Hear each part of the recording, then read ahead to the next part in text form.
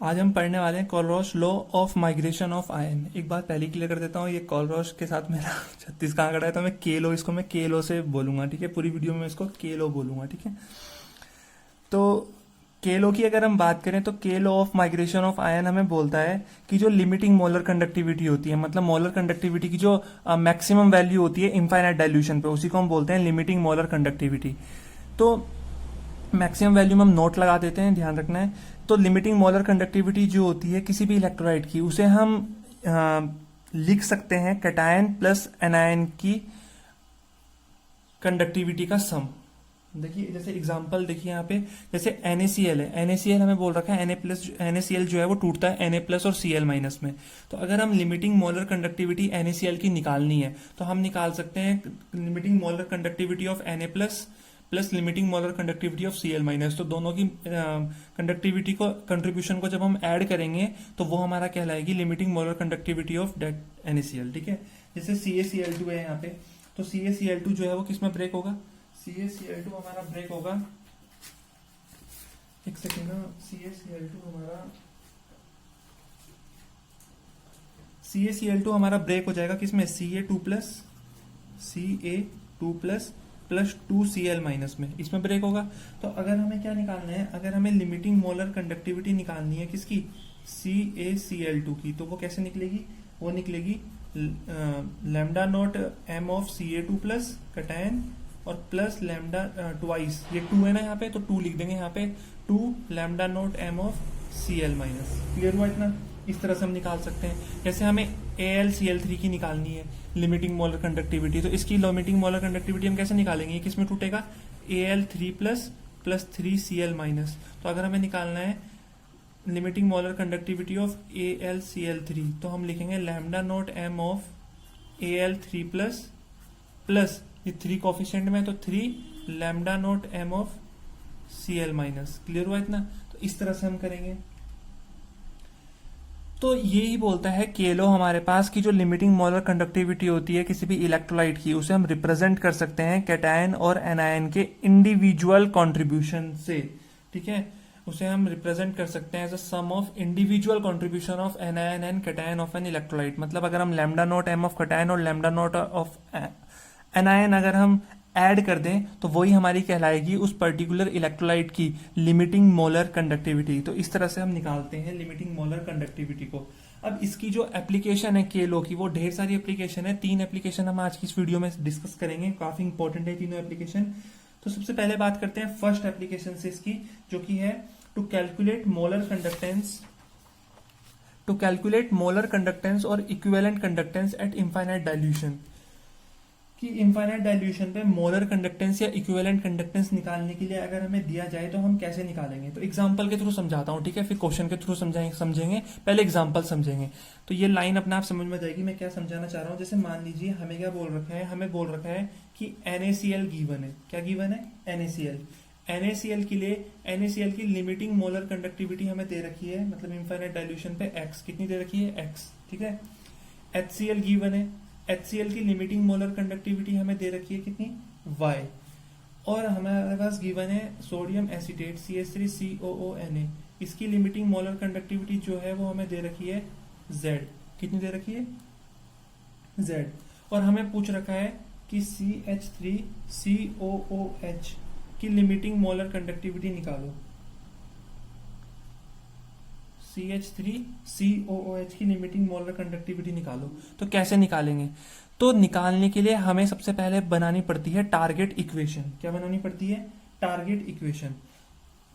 अब देखिए सबसे पहले हम क्या करते हैं, जब जिनकी हमें लिमिटिंग मोलर कंडक्टिविटी गिवन है तो हम इन्हें क्या करेंगे, हम के लो के अकॉर्डिंग इन्हें इनके कैटायन और एनायन के सम की फॉर्म में रिप्रेजेंट कर देते हैं। जैसे NaCl की लिमिटिंग मोलर कंडक्टिविटी कितनी गिवन है, x गिवन है, ठीक है। तो अगर मैं इसे लिखूं तो इसे मैं ऐसे लिख सकता हूं कि limiting molar conductivity of NaCl, इसे मैं रिप्रेजेंट कर सकता हूं lambda naught m of Na plus plus lambda naught m of Cl minus, इस तरह से रिप्रेजेंट कर सकता हूं। HCl को मैं लिख सकता हूं limiting molar conductivity of HCl, कितनी लिख सकता हूं, lambda naught m of H plus और lambda naught m of Cl minus. और ऐसे ही सोडियम एसीटेट को मैं लिख सकता हूँ limiting molar conductivity of sodium acetate CH3COONA कितने लिख सकता हूँ lambda note m of CH3CO minus plus lambda note m of Na plus, ये लिख सकता हूँ। और अभी हमें क्या निकालना है, अभी हमें CH3COH की लिमिटिंग मोलर कंडक्टिविटी निकालनी है। तो ये तो हमें क्वेश्चन ही गिवन था, हमने के लो लगा के हमने इसको रिप्रेजेंट कर दिया इस तरह से, जो कि के लो हमें बोलता है, ठीक है। तो अब हम क्या करेंगे, टारगेट इक्वेशन फाइंड करेंगे। तो टारगेट इक्वेशन फाइंड करने के लिए देखिए हमें कैसे टारगेट इक्वेशन फाइंड करेंगे। हमें किसकी लिमिटिंग मोलर कंडक्टिविटी निकालनी है, CH3COOH की लिमिटिंग मोलर कंडक्टिविटी निकालनी है। तो हम टारगेट इक्वेशन बना लेंगे कि हमें लिमिटिंग मोलर कंडक्टिविटी निकालनी है एसिटिक एसिड की CH3COH की। तो इसे हम कैसे रिप्रेजेंट करते हैं, lambda note m of CH3COO minus plus lambda note m of H plus, इस तरह से रिप्रेजेंट कर सकते हैं इसको, बिल्कुल। तो ये हमारी टारगेट इक्वेशन है। तो पहला काम होता है हमें क्वेश्चन जो गिवन है उसे समझना। पहला काम देखो, पहला स्टेप टारगेट इक्वेशन बनाना। टारगेट इक्वेशन कैसे बनेगी, जो पूछ रखा है उसकी टारगेट इक्वेशन बना देनी है। तो ये पूछ रखा है तो किस CH3COH को कैसे रिप्रेजेंट कर सकते हैं हम, CH3CO minus plus H plus से। तो टारगेट इक्वेशन हमारी बन गई। अब हम क्या करेंगे, सेकंड स्टेप क्या है कि हमें देखना है कि ये फर्स्ट, सेकंड और थर्ड को सॉल्व करके, ये हमारी फर्स्ट इक्वेशन है, ये हमारी सेकंड इक्वेशन है, ये थर्ड इक्वेशन है। तो इन तीनों को सॉल्व करके किस तरह सॉल्व करें, किस में से किसको सब्ट्रैक्ट करें, ऐड करें कि हमें टारगेट इक्वेशन मिल जाए, तो ये हमें खुद सोचना है। तो यहाँ पे अगर हम ध्यान से देखें, अगर मैं सेकंड और थर्ड इक्वेशन को ऐड करता हूं, अगर मैं सेकंड और थर्ड इक्वेशन को ऐड करता हूं और फर्स्ट को उनमें से माइनस कर देता हूं, तो मुझे यही मिल जाएगा CH3COH। मिलेगा कि नहीं मिलेगा, क्योंकि अगर मैं इन दोनों को ऐड करता हूं, इसको और इसको ऐड करता हूं और इसमें से Na प्लस और Cl माइनस हटा देता हूं, तो यहां से Cl माइनस से Cl माइनस हट जाएगा, Na प्लस से Na प्लस, तो बचेगा क्या, CH3CO माइनस और H प्लस। बचेगा या नहीं बचेगा। तो यहां से मैंने देखा कि अगर मैं सेकंड और थर्ड को ऐड कर दूं और फर्स्ट को उनमें से माइनस कर दूं, तो मुझे क्या मिल रहा है, CH3COH मिल रहा है। क्या मिल रहा है, CH3COOH मिल रहा है। तो पाई नॉट m अगर CH3COH का निकालना है तो वो भी ऐसे ही निकलेगा। सेकंड का पाई नॉट m कितना है, y, थर्ड का y नोट m कितना है, molar conductivity infinite dilution z, और इसमें से x को माइनस कर दो, तो जो आंसर आएगा वो हमारी आ जाएगी limiting molar conductivity of acetic acid at infinite dilution, ठीक है।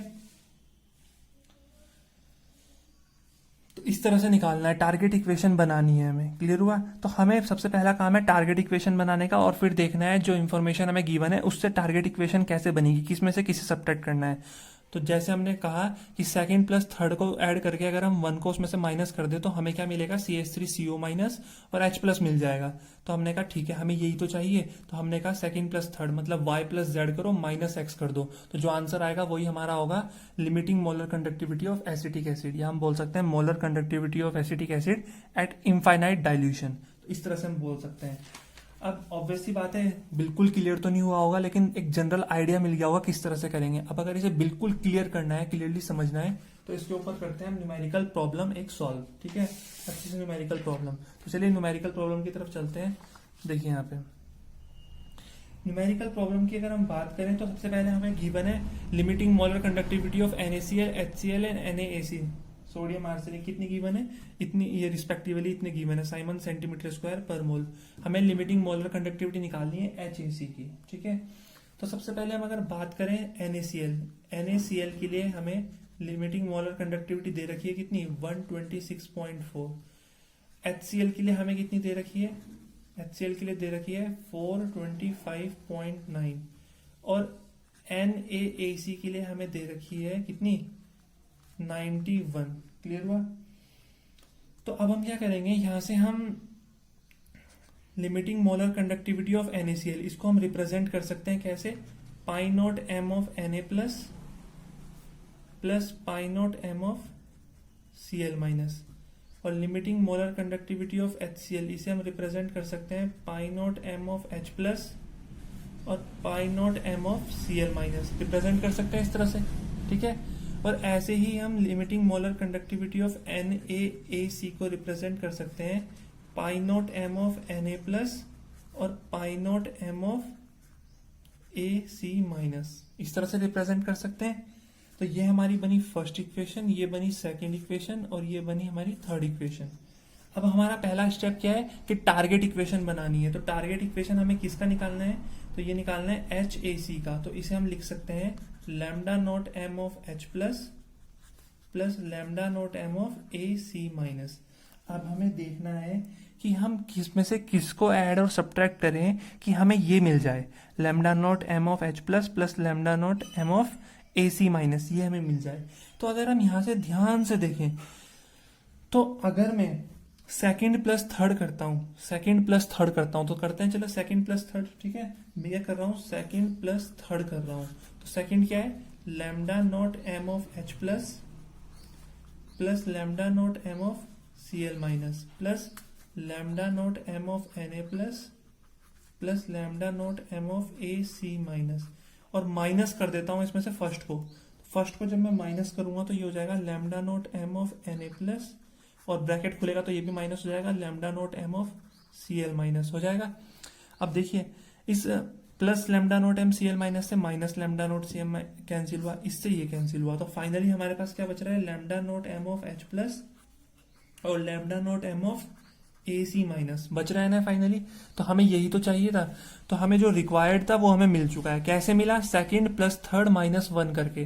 तो अगर हमें पाई नॉट m निकालना है NaAC का, सॉरी पाई बोल रहे हैं इसको, NaAC का, तो इसे हम बोलेंगे सेकंड प्लस थर्ड माइनस 1। तो सेकंड कितना है 425.9 प्लस थर्ड कितना है 91 माइनस फर्स्ट कितना है 126.4। तो इसे हम सॉल्व करेंगे, ये हमारे पास आ जाएगा 390.5 साइमन सेंटीमीटर स्क्वायर पर मोल। तो इस तरह से हम क्वेश्चन करेंगे किसके ऊपर, जो हमारी पहली एप्लीकेशन है केलो की, to calculate the limiting molar conductivity, ठीक है, या molar conductivity at infinite dilution. तो इस तरह से पैटर्न होता है क्वेश्चन को करने का इस टॉपिक के ऊपर बेस्ड। तो आई होप अब आपको क्लियरली समझ में आ गया होगा कि किस तरह से इसके ऊपर बेस्ड जो न्यूमेरिकल्स है वो हम सॉल्व करेंगे, कैसे टैकल करेंगे। बहुत आसान काम है। सबसे पहले है टारगेट इक्वेशन फाइंड करनी, फिर देखना है किस में से किसको सब्ट्रैक्ट करें या ऐड करें या क्या करें कि हमें ये टारगेट इक्वेशन मिल जाए। तो मैंने क्या दिया, देखा कि सेकंड प्लस थर्ड करते हैं और उसमें से फर्स्ट को सब्ट्रैक्ट कर देते हैं, तो हमें टारगेट इक्वेशन मिल गई, तो मिली, हमने आंसर सॉल्व कर लिया। क्लियर हुआ। तो इस तरह से जो है हम क्वेश्चन कर सकते हैं, बहुत इजी है क्वेश्चन करने इस टॉपिक के ऊपर। अब हम चलते हैं अपनी नेक्स्ट एप्लीकेशन के ऊपर, ठीक है, जो है हमारे पास calculation of dissociation constant of acid. क्या है, calculation of dissociation constant of acid.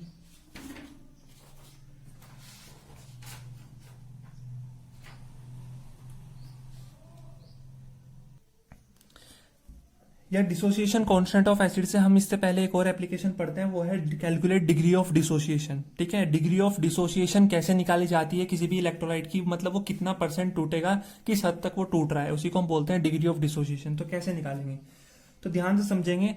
फिर हम क्या करेंगे, इन दो एप्लीकेशन जो है सेकंड और थर्ड, इनके ऊपर जो मिक्स्ड प्रॉब्लम्स हमारे पास बनती हैं हम उनको सॉल्व करेंगे, किस तरह से इनका यूज होगा उन प्रॉब्लम्स में। तो जैसे बात करें डिग्री ऑफ डिसोसिएशन की, तो डिग्री ऑफ डिसोसिएशन को हम डिनोट करते हैं अल्फा से। किससे डिनोट करते हैं, अल्फा से। और ये रेशियो होता है कि it is the ratio of molar conductivity of an electrolyte at a given concentration, molar conductivity of electrolyte, ठीक है, to its limiting molar conductivity at infinite dilution, और इसे डिनोट करते हैं नॉट लगा के। ठीक है, तो ये हमारे पास आ गया डिग्री ऑफ डिसोसिएशन का फॉर्मूला कि molar conductivity upon limiting molar conductivity. Clear हुआ। और ये हमें पता है कि जो लिमिटिंग मोलर कंडक्टिविटी होती है वो ज्यादा होती है किससे, मोलर कंडक्टिविटी से। तो हमेशा अल्फा जो आएगा वो लेस देन 1 आएगा। ठीक है, अल्फा कितना आएगा, लेस देन 1 आएगा। लेकिन एक चीज ध्यान रखना है, अगर स्ट्रॉन्ग इलेक्ट्रोलाइट के बारे में बात हो रही है, अगर बात हो रही है स्ट्रॉन्ग इलेक्ट्रोलाइट के बारे में, तो अल्फा एग्जैक्टली 1 होता है। और अगर बात हो रही है मतलब 100% होगा अल्फा 1। और अगर बात हो रही है वीक इलेक्ट्रोलाइट की, तो वीक इलेक्ट्रोलाइट के केस में अल्फा जो होता है वो लेस देन 1 होता है, मतलब लेस देन 100% होता है अल्फा। ये ध्यान रखना है। ठीक है, जैसे कोई भी मैं एसिड ले लेता हूँ, जैसे एक रैंडम एसिड ले लेता हूँ HA, ठीक है, इसको मैं तोड़ रहा हूँ H+ और A- में, ये मैंने ब्रेक किया। तो अगर मैं इनिशियल केस की बात करूं, इनिशियल केस, तो इनिशियल इसकी कंसंट्रेशन कितनी थी, 0, इसकी कंसंट्रेशन भी 0 और इसकी कंसंट्रेशन थी C। कुछ टाइम बाद, यहां पे लिख रहा हूं आफ्टर टाइम T टाइम बाद क्या हुआ, इसकी कंसंट्रेशन होगी C अल्फा, इसकी कंसेंट्रेशन होगी सी अल्फा, तो इसकी कंसेंट्रेशन कितनी होगी सी माइनस सी अल्फा। अब यहाँ पे एक बच्चों को अक्सर डाउट हो जाता है कि आप सर आपने यहाँ पे सी अल्फा क्यों लिखा, ये सी अल्फा ही क्यों बना। तो इसके बारे में हम ऑलरेडी डिस्कस कर चुके हैं इक्विलिब्रियम चैप्टर में। इक्विलिब्रियम चैप्टर में हमने जब वहाँ पे डिसोसिएशन के बारे में पढ़ा था तो वहाँ पे हमने खुल के डिस्कस किया था कि ये कंसेंट्रेशन को सी अल्फा से डिनोट क्यों किया है। तो आई होप आप लोग 11th क्लास पढ़ के आए हैं, अगर आप 12th का चैप्टर पढ़ रहे हैं तो आपको 11th क्लास का इक्विलिब्रियम पता होगा, तो फिर कोई प्रॉब्लम होनी नहीं चाहिए यहाँ पे कि सी अल्फा क्यों लिखा है। तो ये आ गया। तो यहाँ पे जो अगर कंडक्टेंस की बात करूं मैं, अभी जो मोलर कंडक्टेंस की बात करूं तो मोलर कंडक्टेंस कितनी आ गई, C alpha plus C alpha मतलब 2 सी अल्फा। क्लियर हुआ। अच्छा अगर मैं बात करूं आफ्टर डाइल्यूशन, अब मैंने क्या किया यहाँ पे डाइल्यूशन कर दिया। आफ्टर डाइल्यूशन करने के बाद इसकी जो कंसेंट्रेशन है, डाइल्यूशन कर दिया, डाइल्यूशन करने का मतलब है अल्फा कितना आ गया, 1 आ गया। कंप्लीट डाइल्यूशन कर दिया, कंप्लीट डाइल्यूशन किया तो वो कंप्लीटली टूट गया, इलेक्ट्रोलाइट जो है वो कंप्लीटली ब्रेक हो गया आयंस में। तो अल्फा कितना हो गया 1। अल्फा अगर 1 हुआ तो अब कंसेंट्रेशन कितनी होगी सी, पहले कंसेंट्रेशन कितनी थी सी अल्फा, इसकी भी सी होगी। तो अब इसकी वैल्यू मतलब molar conductivity at infinite dilution कितनी हो जाएगी, सी प्लस सी मतलब 2c।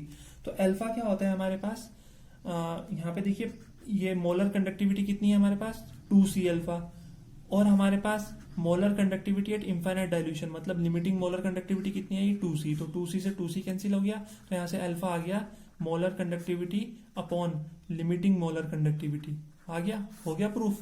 तो अल्फा हमने क्या लिखा था, मोलर कंडक्टिविटी रेशियो किसका होता है, it is a ratio of molar conductivity of an electrolyte at a given concentration to its limiting molar conductivity at infinite dilution. तो ये हमने प्रूफ कर दिया कि कैसे अल्फा जो है वो pi M upon pi naught M के बराबर आया है। तो आई थिंक क्लियर हो जाना चाहिए अल्फा का जो फॉर्मूला होता है वो यही होता है, और कैसे डिग्री ऑफ डिसोसिएशन जो है हम निकालते हैं। चलिए अब हम बात करते हैं थर्ड एप्लीकेशन के बारे में, फिर बात करेंगे इनके ऊपर बेस्ड न्यूमेरिकल्स प्रॉब्लम्स के बारे में। तो थर्ड एप्लीकेशन है कि डिसोसिएशन कांस्टेंट ऑफ एसिड, मतलब कोई एसिड कितना ब्रेक होगा वो हम कैसे निकालेंगे, के लो की मदद से। ठीक है, तो सबसे पहले हम क्या लेते हैं, हम एक एसिड ले लेते हैं, जैसे हमने लिया कोई भी HCN ले लिया। ठीक है, HCN को हमने क्या किया, ब्रेक किया, तो H प्लस और CN माइनस में ये ब्रेक हो गया। तो इनिशियल कंसेंट्रेशन की अगर हम बात करें तो इनिशियल कंसेंट्रेशन इसकी C होगी, ये तो 0 होगा शुरुआत में। अच्छा time T, after time T, तो आफ्टर टाइम T कुछ समय बाद इसकी कंसेंट्रेशन कितनी होगी C अल्फा, इसकी भी कितनी होगी C अल्फा। तो ये एक के लिए जितना टूटता है बनता है उतना ही एक के लिए टूटता है, तो एक के लिए C अल्फा बन रहा है, एक के लिए C अल्फा बन रहा है, तो एक के लिए टूटेगा भी कितना C अल्फा। ये हमने कॉन्सेप्ट पढ़ चुके हैं ऑलरेडी। तो यहां से अगर हम निकालें Ka, तो आयोनाइजेशन कांस्टेंट Ka से हम डिनोट करते हैं आयोनाइजेशन कांस्टेंट या फिर डिसोसिएशन कांस्टेंट। यहां पे मैं लिख देता हूं Ka का मतलब होता है आयोनाइजेशन कांस्टेंट या फिर डिसोसिएशन कांस्टेंट, ध्यान रखना है। ये सब कॉन्सेप्ट जो है इक्विलिब्रियम चैप्टर का है। इक्विलिब्रियम चैप्टर आई होप आप लोग पढ़ के आए हैं, तो वहां पे हमने इसके बारे में पढ़ा था काफी कुछ कि कैसे इक्विलिब्रियम कांस्टेंट क्या होता है, लॉ ऑफ मास एक्शन क्या होता है। तो लॉ ऑफ मास एक्शन के अकॉर्डिंग हम बोल रहे हैं कि आयोनाइजेशन कांस्टेंट जो है वो डायरेक्टली प्रोपोर्शनल होता है कंसेंट्रेशन ऑफ प्रोडक्ट, ठीक है, अपॉन कंसेंट्रेशन ऑफ रिएक्टेंट। यही तो होता है आयोनाइजेशन कांस्टेंट का फॉर्मूला। तो इसे अगर हम सॉल्व करें तो H प्लस की कंसेंट्रेशन कितनी है C अल्फा, और CN माइनस की C अल्फा। ठीक है, और HCN की कितनी है C minus C alpha. C common ले लेते हैं, 1 माइनस अल्फा बचा, C से C कैंसिल हुआ, तो ये हमारे पास आ गया C alpha square upon 1 minus alpha. अब अगर हम वीक इलेक्ट्रोलाइट की बात करें, for weak electrolyte, weak electrolyte के लिए अल्फा जो होता है वो बहुत बहुत बहुत छोटा होता है 1 से, तो 1 माइनस अल्फा को हम नियरली 1 ले लेते हैं, क्योंकि 1 में से अगर हम 0.002 को सब्ट्रैक्ट करें तो लगभग हमारे पास 1 ही के आसपास वैल्यू आती है। तो 1 माइनस अल्फा को हम वीक इलेक्ट्रोलाइट के लिए 1 ही मान लेंगे, तो Ka की वैल्यू आ जाती है C अल्फा स्क्वायर। यहाँ पे अल्फा हमें पता है, अल्फा क्या होता है, डिग्री ऑफ डिसोसिएशन। यहाँ पे Ka क्या है, डिसोसिएशन कॉन्स्टेंट, और C क्या है यहाँ पे, इनिशियल कंसेंट्रेशन। तो ये ध्यान रखना है हमें। तो इसके ऊपर ही हमारे पास न्यूमेरिकल प्रॉब्लम्स बनती हैं। तो ये हमने बात की के लो की एप्लीकेशंस के बारे में। अब इनके ऊपर किस तरह से न्यूमेरिकल प्रॉब्लम्स बनती हैं उनके बारे में डिस्कशन करते हैं। चलिए बात करते हैं पहले न्यूमेरिकल की। देखिए पहला न्यूमेरिकल हमें क्या बोल रहा है, पहला न्यूमेरिकल हमें बोल रहा है कि द कंडक्टिविटी ऑफ पॉइंट, कितना दे रखा है, the conductivity of point 0.001028 m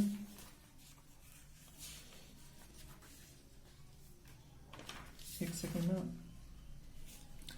is 4.95 into 10⁻⁻5 Simon marker चल रहा है, Simon centimetre inverse. Calculate its dissociation constant is if molar conductivity at infinite dilution for acetic acid is इतना। ठीक है, तो सबसे पहले हमारा काम क्या होता है, सबसे पहला काम होता है जो जो इंफॉर्मेशन हमें गिवन है हम वो नोट डाउन कर लेंगे। हमें कंसंट्रेशन गिवन है एसिटिक एसिड की, कंसंट्रेशन गिवन है कितनी 0.001028 मोल पर लीटर, क्योंकि मोलैरिटी लिख रखा है, मोलैरिटी का मतलब क्या होता है मोल पर लीटर, ये हमें गिवन है। कंडक्टिविटी हमें गिवन है, कंडक्टिविटी का मतलब के हमें गिवन है, कितना गिवन है के 4.95 इंटू 10⁻⁻5 साइमन सेंटीमीटर इनवर्स, के की वैल्यू हमें गिवन है। ठीक है, और हमें लिमिटिंग मोलर कंडक्टिविटी भी गिवन है किसकी, एसिटिक एसिड की कितनी है 390.5 Simon centimetre square mole inverse, ये भी हमें गिवन है। हमें निकालना क्या है, देखिए हमें निकालना है डिसोसिएशन कांस्टेंट। डिसोसिएशन कांस्टेंट को हमने किससे डिनोट किया है, अभी हमने बात की डिसोसिएशन कांस्टेंट होता है के ए, तो हमें के ए निकालना है। तो के ए की फॉर्मूला क्या होता है, के ए का फॉर्मूला होता है सी अल्फा स्क्वायर, और अभी हमने अल्फा निकाला, अल्फा होता है limiting molar conductivity at any concentration to molar conductivity at infinite dilution, ये होता है फॉर्मूला। ठीक है, जो जो फॉर्मूला हमें पता है हमने लिख दिए। अब देखिए अगर हमें के निकालना है तो हमें के के लिए सी तो गिवन है लेकिन अल्फा गिवन नहीं है, तो हमें पहले अल्फा निकालना पड़ेगा, तो हमारा डिसोसिएशन कांस्टेंट या आयोनाइजेशन कांस्टेंट जिसे हम बोलते हैं वो निकल जाएगा। तो अल्फा निकालने के लिए हमें ऑलरेडी हमने सेकंड एप्लीकेशन इसकी पढ़ी है कि molar conductivity at any concentration to its limiting molar conductivity at infinite dilution. अब हमें इसकी वैल्यू भी गिवन है लेकिन हमें ये गिवन नहीं है। अब हम ये कैसे निकालेंगे, तो ये निकालने के लिए हमने ऑलरेडी एक फॉर्मूला पढ़ चुके हैं कि जो मोलर कंडक्टिविटी का फॉर्मूला होता है वो होता है K इंटू 1000 अपॉन M। ठीक है, यही तो गिवन होता है फॉर्मूला। तो K की वैल्यू कितनी गिवन है 4.95 इंटू 10⁻⁻5 इंटू 1000 अपॉन कंसंट्रेशन कितनी गिवन है, कंसंट्रेशन का मतलब मोलैरिटी, मोल पर लीटर का मतलब क्या होता है मोलैरिटी है, एम दे रखा ना मोलैरिटी, तो मोलैरिटी कितनी गिवन है 0.001028। तो इसको सॉल्व करने में ऐसे तो बहुत टाइम लग जाएगा, तो इसका मैं आंसर बता देता हूँ। ये आंसर हमारे पास आ जाएगा 48.2, इसकी यूनिट क्या होती है Simon centimetre square mole inverse. तो ये हमारे पास आ गया molar conductivity at any concentration. Clear हुआ। अब हम क्या करेंगे, अब हम अल्फा निकालेंगे, डिग्री ऑफ डिसोसिएशन निकालेंगे। ये क्या होती है molar conductivity at any concentration to the molar to its limiting molar conductivity. तो ये हमारा आया 48.2 समथिंग अप्रोक्स में बताया है, और ये हमें ऑलरेडी गिवन है कितना 390.5, कितना गिवन है 390.5। तो ये हमारा आ जाएगा अप्रोक्स में 0.12, कितना हो जाएगा 0.12 हो जाएगा, रेशियो है यूनिट नहीं होगी। तो 0.12 आ गया हमारा डिग्री ऑफ डिसोसिएशन। अब हम निकालेंगे डिसोसिएशन कांस्टेंट, फॉर्मूला क्या होता है सी अल्फा स्क्वायर। सी की वैल्यू ऑलरेडी गिवन है, कितनी है सी की वैल्यू गिवन है 0.001028। अल्फा स्क्वायर कितना, अल्फा कितना आया 0.12 का स्क्वायर। अब देखिए ये एसिटिक एसिड है, एसिटिक एसिड एक वीक एसिड होता है, तो वीक इलेक्ट्रोलाइट है, तो वीक इलेक्ट्रोलाइट के लिए 1 माइनस अल्फा कितना था 1 ही था, तो हम यहाँ पे 1 ही लिख देंगे। लेकिन अगर ये कोई स्ट्रॉन्ग इलेक्ट्रोलाइट होता, कोई स्ट्रॉन्ग एसिड होता या कोई स्ट्रॉन्ग बेस होता, तो उस केस में हम 1 माइनस अल्फा भी करते, जितना हमारा अल्फा है 1 में से माइनस भी करते, मतलब वैल्यू अगर 0.8 होती तो 1 माइनस 0.8 नेग्लेक्ट नहीं कर सकते हम, 0.2 होता है, बहुत अंतर है। तो ध्यान रखना है स्ट्रॉन्ग है या वीक है। तो ये फॉर्मूला मैंने डायरेक्ट लगाया क्योंकि वीक इलेक्ट्रोलाइट के लिए था, अगर स्ट्रॉन्ग होगा तो 1 माइनस अल्फा भी करना है। तो इसे सॉल्व करके हमारा आंसर आ जाएगा, मैं यहाँ पे बता देता हूँ आंसर अप्रॉक्स में हमारे पास आएगा 1.6 into 10⁻⁻5 mole litre inverse ionization constant की यूनिट। तो इस तरह से हम क्वेश्चन कर सकते हैं। तो एक चीज तो क्लियर होगी यहाँ से कि यहाँ अगर हमें ये केलो के बारे में या जो इलेक्ट्रोकेमिस्ट्री चैप्टर है अगर हमें ये अच्छे से समझना है तो हमें कुछ चीज़ों की बेसिक नॉलेज होनी चाहिए। जैसे इक्विलिब्रियम चैप्टर में हमने आयोनाइजेशन कांस्टेंट वगैरह के बारे में पढ़ा था, लॉ ऑफ मास एक्शन के बारे में पढ़ा था, उन सब की हमें अच्छे से नॉलेज होनी चाहिए। और साथ ही साथ हमें नॉर्मेलिटी और मोलैरिटी का या मोलैलिटी का केस भी अच्छे से समझ में आना चाहिए, क्योंकि यहाँ पे हम कंसंट्रेशन की बात करते हैं, तो जहाँ भी कंसंट्रेशन आता है वहाँ ये common concentration terms normality, molality use होती ही हैं। तो इस तरह से हम न्यूमेरिकल करेंगे। आई होप केलो आपको समझ में आ गया होगा, उसकी पहली एप्लीकेशन समझ में आ गई होगी, कैसे उसके ऊपर हमने न्यूमेरिकल करे। एंड सेकंड और थर्ड, डिग्री ऑफ डिसोसिएशन और डिसोसिएशन कांस्टेंट क्या होता है, कैसे डिराइव करते हैं, कैसे प्रूव करते हैं, और कैसे इनके ऊपर बेस्ड न्यूमेरिकल्स करते हैं, इतना क्लियर हो गया होगा। तो मिलते हैं नेक्स्ट वीडियो में।